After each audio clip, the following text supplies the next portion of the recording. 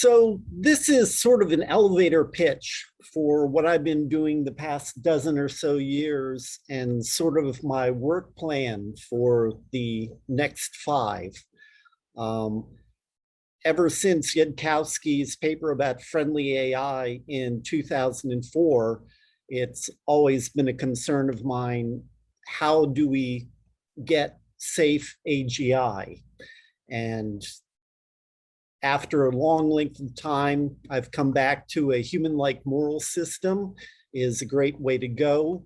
And I honestly believe that it is not that difficult to engineer if you pay attention to the social psychologists as opposed to the computer scientists who are entirely clueless. Of course, the question of why do we need safe AGI? Well, I should go over my agenda first, shouldn't I? I guess I need more work on my elevator pitch.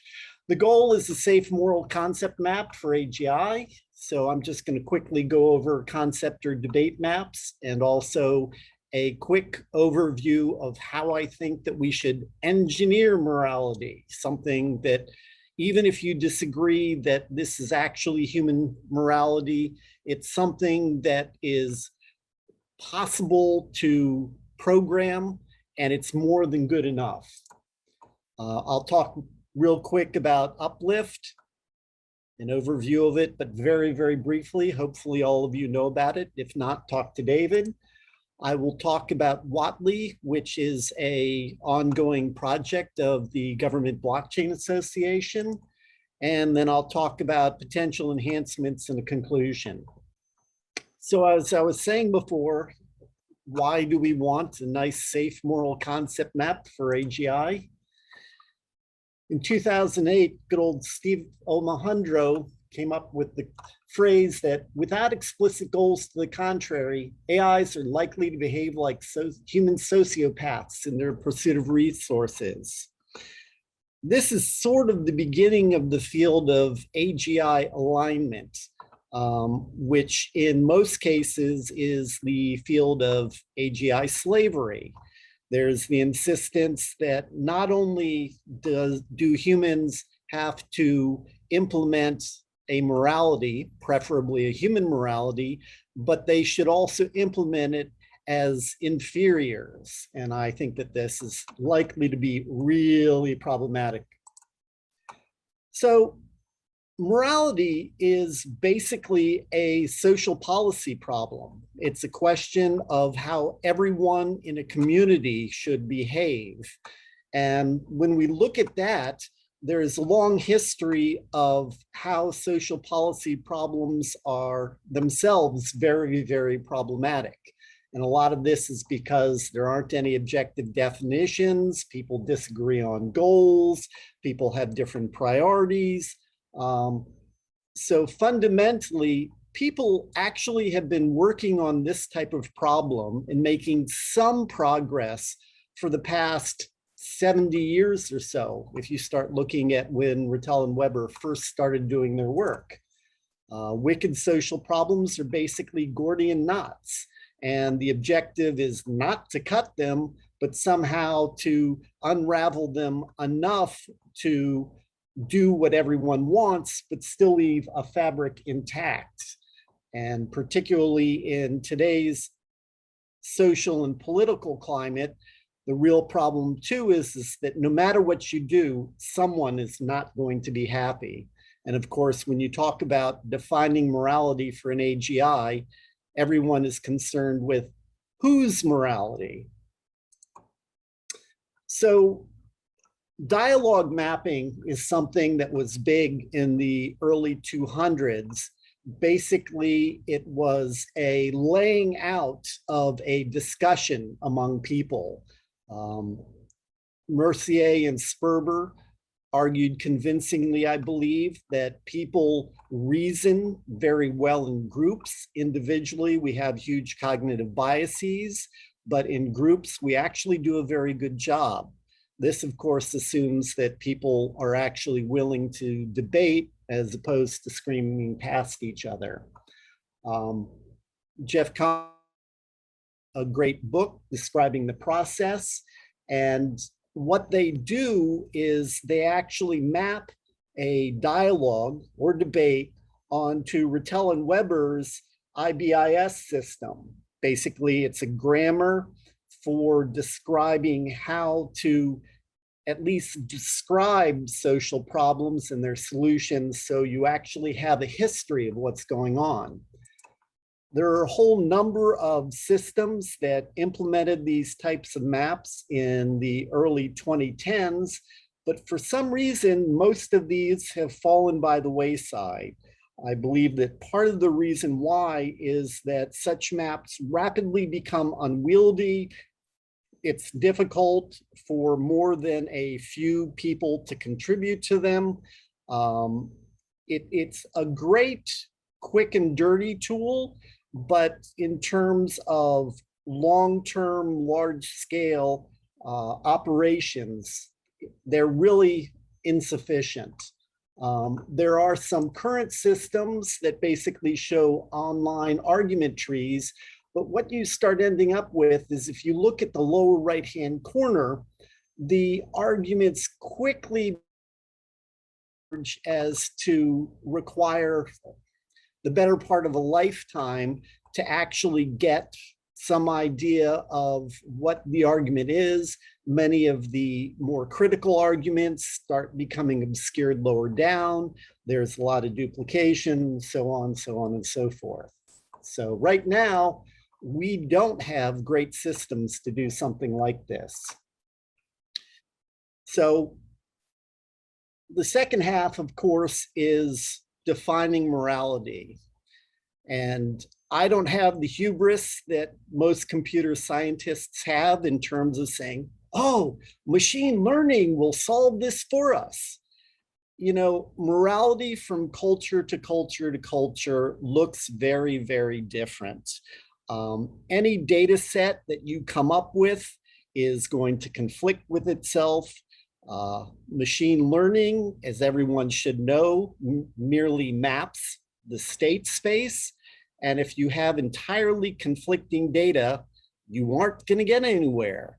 And yet, for years now, we've got, you know, theoretical experts in machine learning who should know this, insisting that this is the solution to the problem.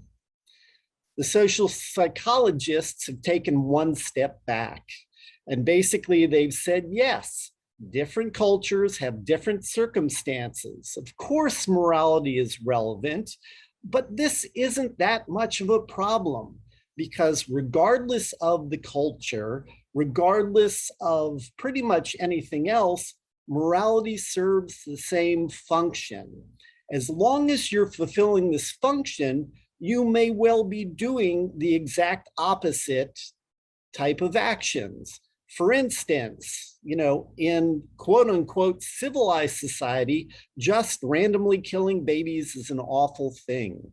You know, we need to grow our population, their resources, people love them, you know, on and on and on. It's just a terrible idea. However, you know, if you're in a tribe in a horrible climate, there's no way in which to protect the baby, there's no way in which it won't kill the rest of the tribe.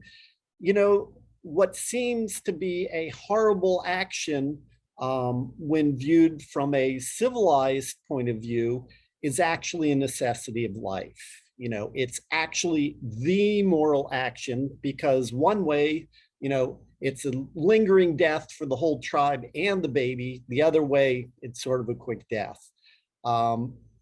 This is not something that machine learning can possibly figure out unless you include in the data every single relevant circumstance, and their data sets aren't even close.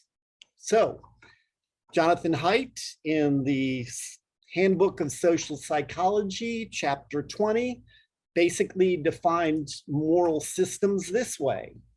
Fundamentally, moral systems are artifacts. They're things that we have built, though actually they're also built on our own evolved psychological mechanisms. And the sole function of morality is to suppress or regulate selfishness to make cooperative life possible. Now, actually, The bottommost line is the only one that's really necessary. That's the whole point to morality. But humans being the way they are, or actually goal-based systems and optimizing systems being the way they are, they need constant reminders to suppress or regulate selfishness.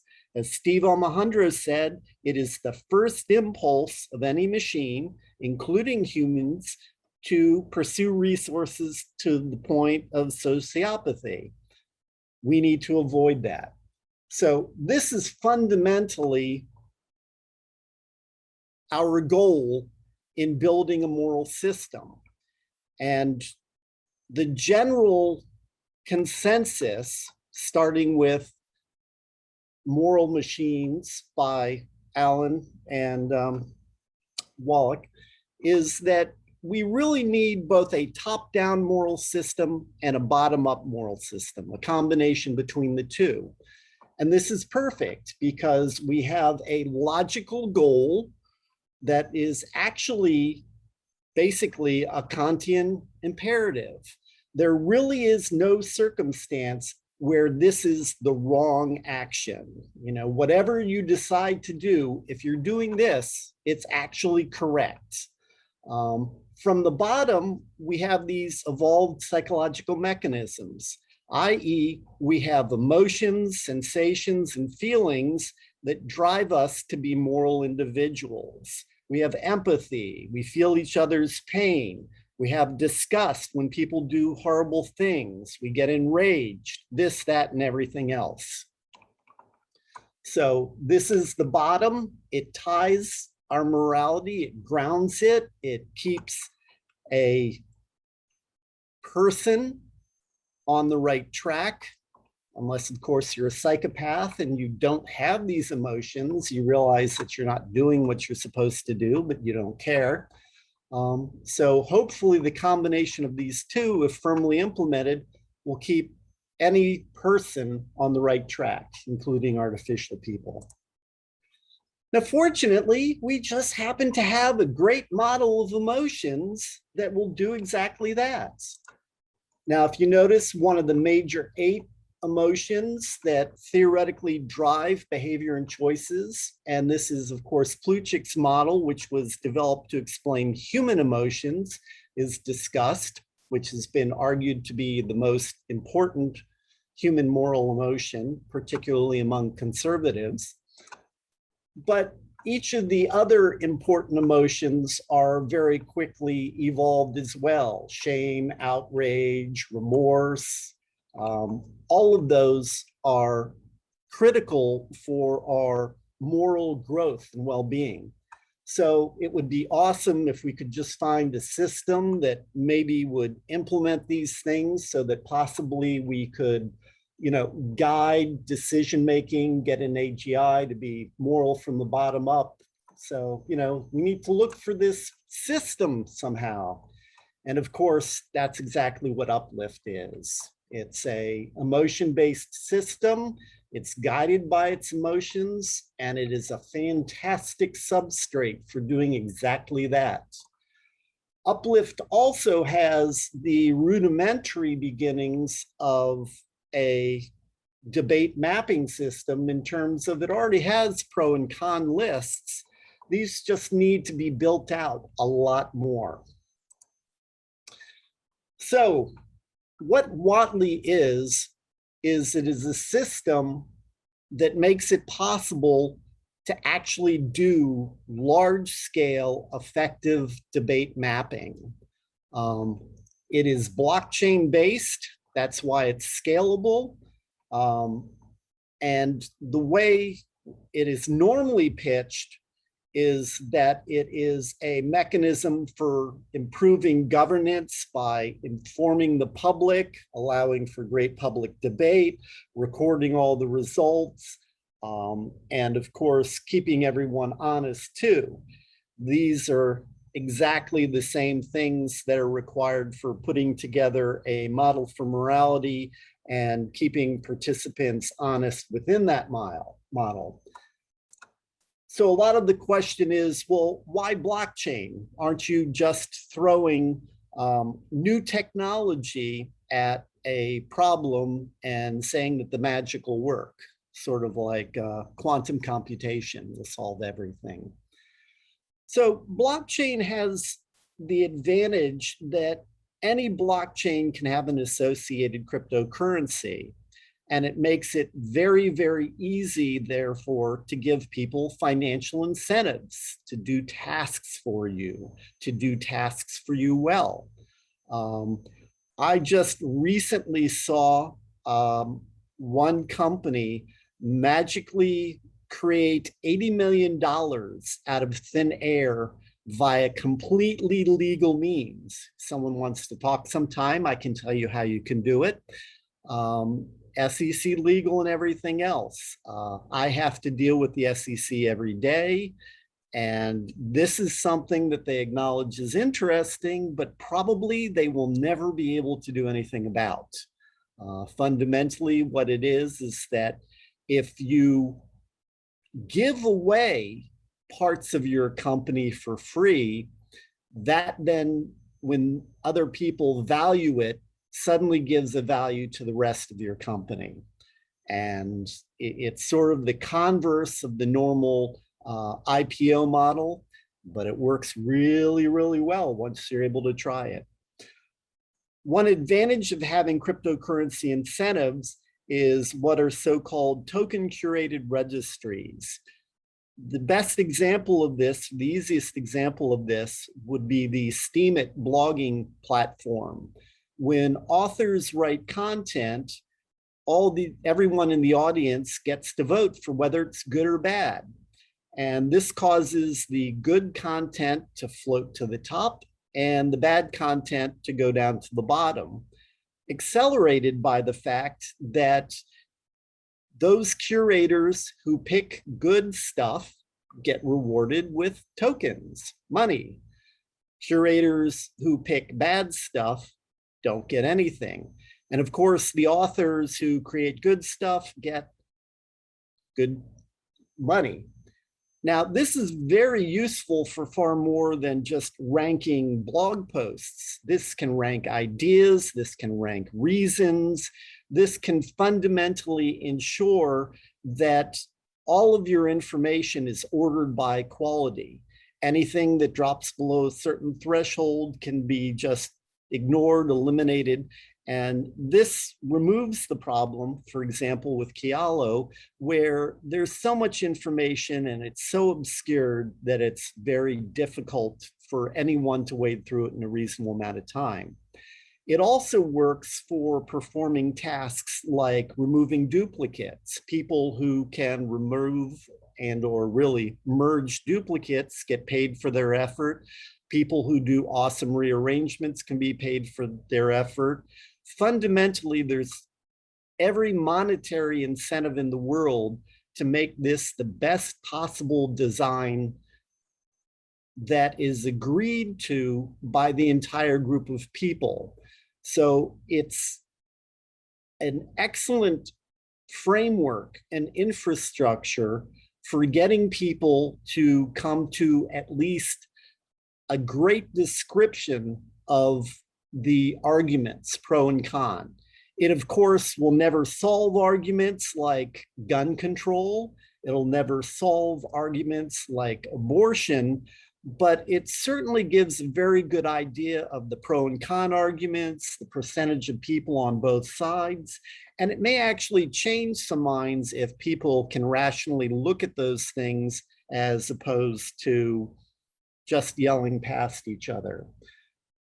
The fact that blockchain is immutable means that you're actually able to track what people have said in the past. When you're talking about Congress critters, you can also have a great history of what they voted for, and you can start including all their reasons why. Hopefully this gets rid of many of the misleading political ads. You can have affinity groups, so it's very easy to tell by which arguments people like, whether they're, for example, liberal or conservative. And of course, because this is blockchain, all the data is there for analysis. There are all sorts of tools that you can add to them. You can link and verify data sources. My description here obviously is leaning towards the original getting the public involved in governance, but I believe that the way in which this can be used to form the moral concept map, or at least the top-down part, and the linking to emotions can actually be engineered and hopefully get acceptance from a large number of people if that large number of people actually played the entire role in development. And fundamentally, that's it for my chat.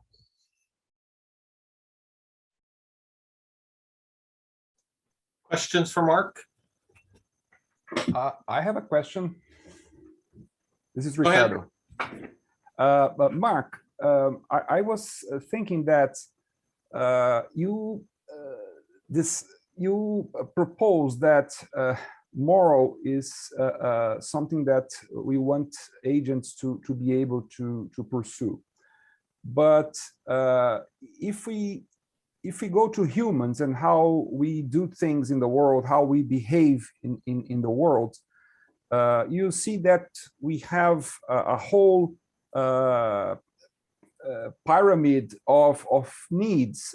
For example, following Maslow pyramid of needs or some correlated idea. And what happens is that most probably we are going to pursue first those needs that are on the more bottom of the pyramid.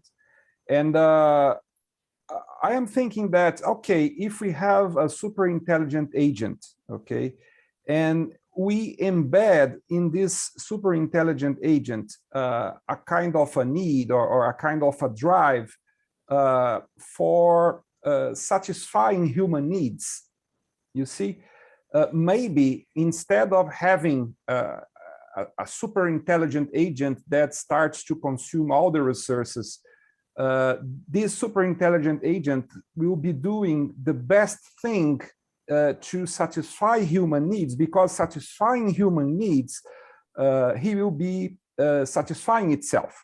Okay, so it seems to me that one thing that we don't really realize is that because we are humans, we cannot change our drives, we cannot change our needs. They are just like they are. Okay, so it's not possible to change and make people to like or to have satisfaction in doing things for the others.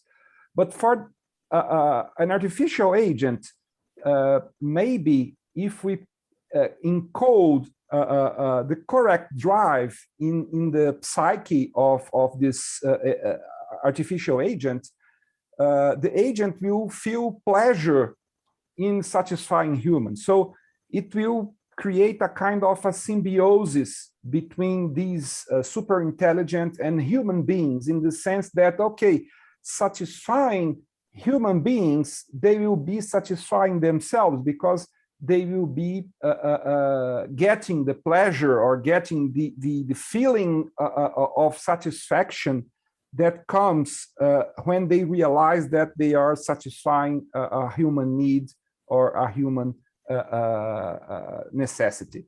You see? So I agree with everything you're saying, except for your assumption that human beings don't get pleasure out of helping others. Oh, I mean, some of them, yeah, of course. Right, not all of them. Right, but that's exactly what we're trying to put into the AGI. Exactly as you say, you know, we want the AGI wanting to help those out who are less fortunate. We want them getting pleasure out of such things. You know, as we tend to self-actualize on Maslow's pyramid, you know, as we're not fighting for our survival, then we can start looking for others. And as you say, you know, a super AGI who has fewer needs is going to want to start looking around and saying, how can I make the world a better place? How can I help people? I don't believe that the AGI should be forced to do such a thing. I think that it needs to come from within, it's doing something good. It's being creative. It's happy because it's helping people. Well, but I think that's the trick, Mark, is if you're going to build this, how do you build a system that isn't forced to enjoy helping people or wanting to help people? How do you build a system that is doing it of its own free will and can also choose to do evil if it wanted to? Well, so the question is, what is free will and what is force? Because you are fundamentally forced to behave the way you behave because of your history and makeup. And there's sort of the same force being applied to an AGI. Their makeup is just such that these things make it happy. Normally, when you talk about violations of free will, it's due to external constraints and the like that impact the way entity would behave absent those constraints. And without what we're effectively talking about building an AGI around, it really wouldn't do anything. I mean, you need a drive or a goal to do something. And the trick is to figure out how to make those goals safe and make it so that you don't end up with the over-optimization that'll kill everyone. I believe that maybe the tricky thing is for the superintelligence to not try to do what it thinks it's best for us, but what we think it's best for us. So they need to have a perception that, okay, I am feeling happy or I'm feeling glad on what you're doing, and this will provide pleasure to this superintelligence, and in some sense they will need us. So there is no reason for them to fight us because they need us to become satisfied. So that's the tricky thing. And part of what you're missing is you're focusing too much on the bottom up part, okay, and not enough on the top down part, yeah. Which is basically making cooperative social living possible. We're using the emotions to anchor that, but cooperative social living involves everyone working together to improve the world, to improve everyone's place in it. And for that, yeah, the AGI has to talk to everyone. It has to see what they want. I mean, just making people happy doesn't work, particularly if you're using your idea of what makes them happy. Okay, but nevertheless, I think it's a quite nice perspective that we are not going to have a superintelligence destroying the world or killing humanity or things like that. But I have this view that they will be symbiotic to us. So they will require us, and if we construct them with well, the right sort of drives and needs, possibly humanity as a whole can evolve a lot with such kind of system. So I'm very optimistic in this way, and not in that way that you know, a superintelligence is going to destroy humanity. That's it. Thank you. Yeah, I'm really hoping that what we can create are just artificial people, allies, friends.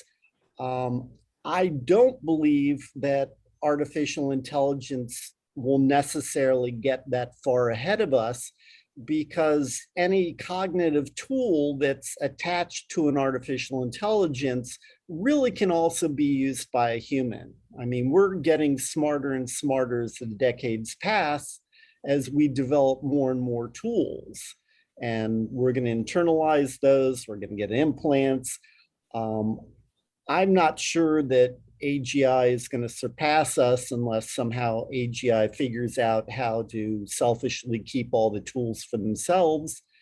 And hopefully, if we grow them as moral people and are smart enough to give them such rights, as you say, hopefully humanity evolves at the same time.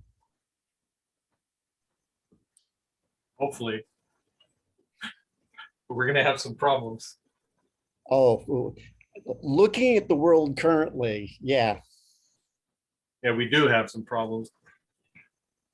But they're different ones than the ones you were talking about.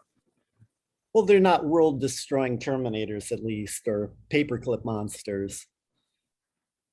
One interesting thing is if we think about, let's say, a group of superintelligence disputing to satisfy us, because each of them will be trying to, okay, let me do that. No, I will do that. So it will be an interesting kind of situations that could emerge if we have not just one superintelligence, but a few superintelligence that will be trying to do the best for humanity.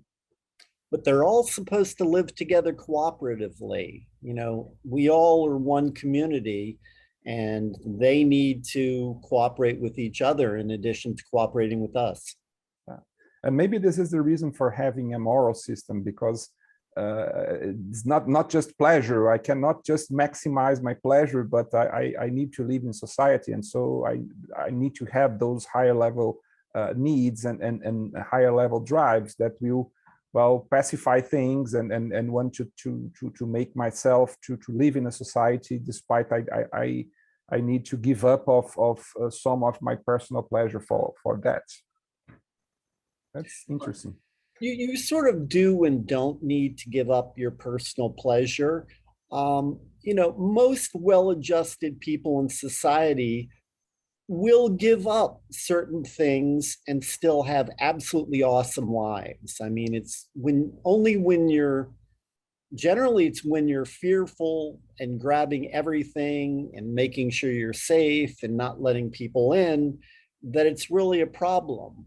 Most people who don't feel threatened, get more than enough that they're very happy. Well, this is what happens in civilization. If we go to the Leviathan from Hobbes, he argues exactly in this direction, that we are giving up to I'm not just doing whatever comes to my mind, but we create a law that is a pact among all the citizens, such that everybody can live in a better place. That's my argumentation. Absolutely. And it's also things like taxes. I mean, no one likes taxes, but really taxes give us economies of scale. They allow our community to do projects that individuals alone can't do. So, it's the type of thing where a lot of the time, we may hold our nose, but then that's short-term pain for much larger long-term gains. And that's really the way we should arrange the world, I believe. Yeah, maybe the question of taxes is just because it's an imposition. If you could contribute by our own desire for these, I believe that a lot of people will make this contribution if they can see that these taxes are being spent in the right direction and not in other things that, well, it's not exactly the best application for your money. So. As a side topic, there are all sorts of awesome governance and decision-making things that blockchain makes possible. If you've ever heard of liquid democracy, there's also ways in which, so that everyone can exactly budget where their money goes and actually is able to track their own dollars. There are still some issues in terms of ensuring that people's money goes to unpalatable things. But surprisingly enough, actually, in some work groups who sort of did this as an exercise, pretty much everything got funded as much as was necessary to a certain point. Defense tended to be slightly less, but still far more than I would have guessed. But education got much, much better, and social services got much, much better. Yeah, I agree with you.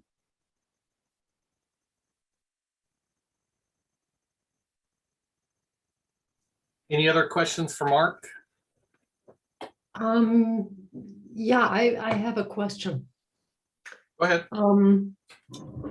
I mean, we all have research papers, probably, that we are kind of proud of, and some we're not so proud of, but which are highly popular, let's say. So I wouldn't say that the more popular papers, there are a number of reasons. For instance, if the group you published with is larger, then you have a good initial start, you get more citations and so on. If you are publishing alone and you don't have a team, then you're in much different waters. So if you have that kind of voting scheme, how do you make sure that it's the best and not just the influencer retweeted Right. yeah, message is the one most read? Right. So that is actually a problem, because the way in which a number of people have figured out to make money is just they set up a bot that upvotes the most popular authors. And, then they're the first ones in, and actually the first ones in make more money.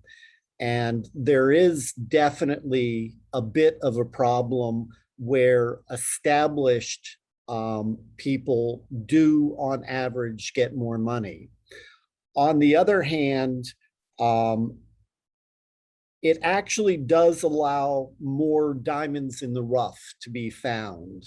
The advantage is not an insuperable one.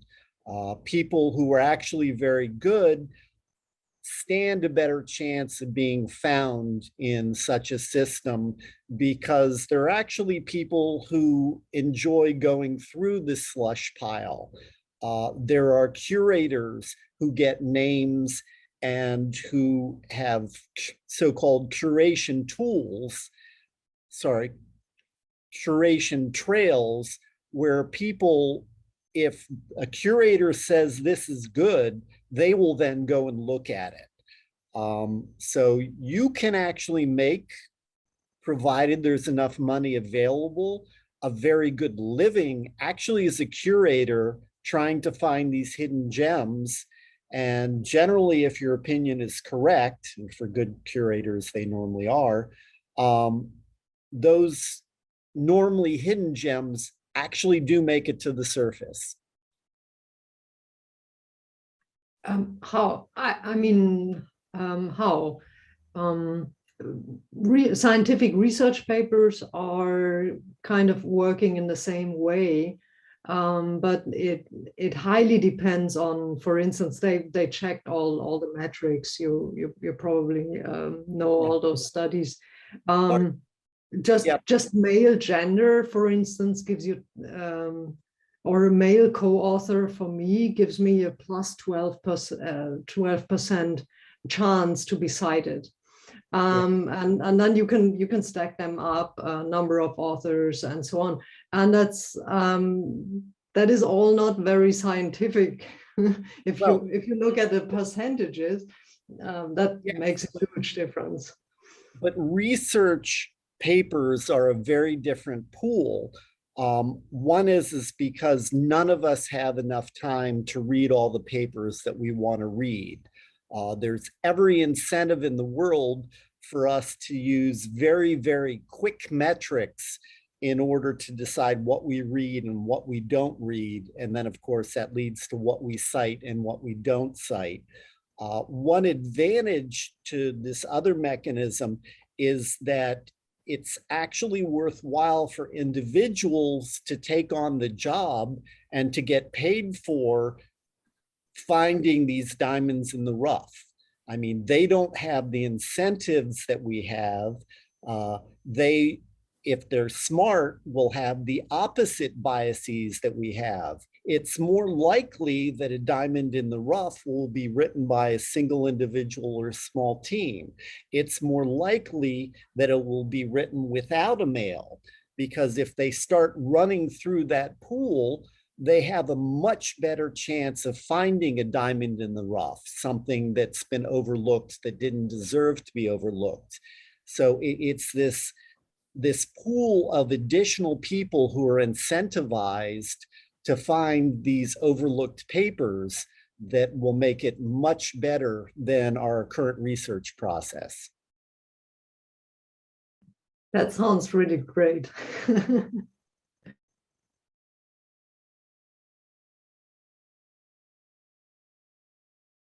Mark,